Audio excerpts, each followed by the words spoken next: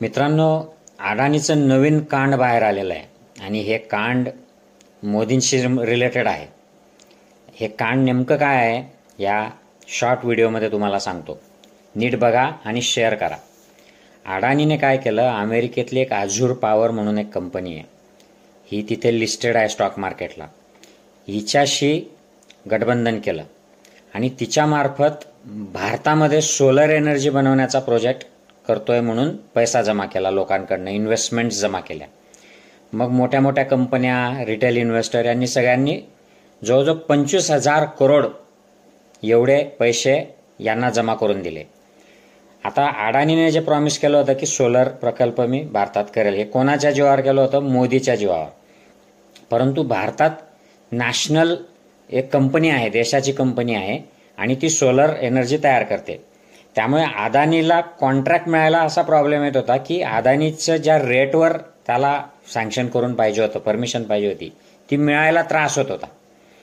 म्हणून त्याने काय केलं, अदानीने जे 25,000 करोड अमेरिकेतून जमा केले होते त्यातले 2200 करोड ही लाच दिली भारतात आणि सेबीला चुकीची माहिती दिली या इन्व्हेस्टमेंटच्या सगळ्या आकड्यांची वगैरे, सगळे लपवलं म्हणजे काय, सेबीमध्ये मोदीचीच लेडीज बसलेली आहे बुच म्हणून.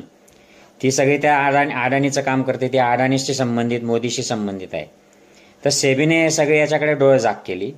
परंतु हे प्रकरण अमेरिकेमध्ये FBI आणि SEC त्यांच्या ज्या एजन्सीज आहेत यांना हे प्रकरण गेलं.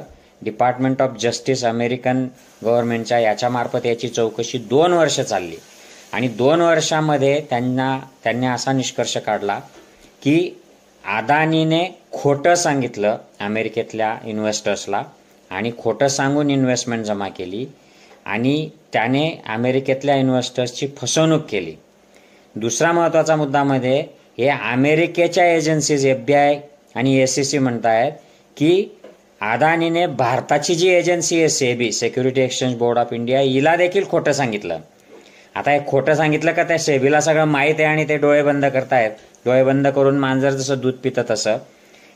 हा उघड मुद्दा आहे, कारण हे सगळं गोलमाल मोदी अडाणीसाठी करून घेतोय. त्याच्यामुळे या 2 गुन्ह्याच्या अंतर्गत त्यांनी अदानीच्या विरोधामध्ये अरेस्ट वॉरंट जारी केलेला आहे आणि याची रिॲक्शन म्हणून आता जिथे जिथे मोदी भेट द्यायला गेले आणि तिथे अदानीला पॉवर प्रोजेक्ट मिळवून दिले, असे आफ्रिकेतले देश असो किंवा आता बांगलादेश असो, बांगलादेशमध्ये सुद्धा चौकशीचे आदेश दिलेत की अदानीचं डील याची चौकशी करा. असे डील आता अदानीचे कॅन्सल व्हायला लागलेत आणि हा अदानी याचं संरक्षण BJP करताय. म्हणजे बघा काय कुठल्या लेवलचं काम चाललंय की ज्याने भारतातल्या इन्व्हेस्टर्सला चुना लावला, भारतातल्या एजन्सीचा गैरवापर केला, भारतातले सरकार पाडले आणि अमेरिकेतला फक्त इन्व्हेस्टर्सला फसवलं म्हणून तिथल्या कोर्टाने अरेस्ट वॉरंट जारी करून टाकलं एजन्सीजने.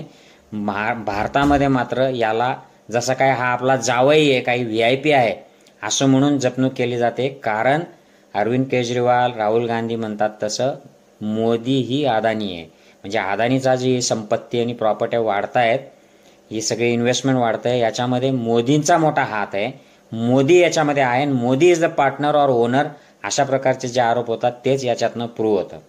आय होप की नवीन मोदानी जे स्कॅन्डल आहे की ज्याच्यात एका क्षणात अडाणीला अटक झाली पाहिजे आणि मोदींनी रिझाईन केलं पाहिजे की याच्यात मी जबाबदार आहे म्हणून, मी हे प्रकल्प त्याला मिळवून दिलेत आणि मी याला वाचवतोय.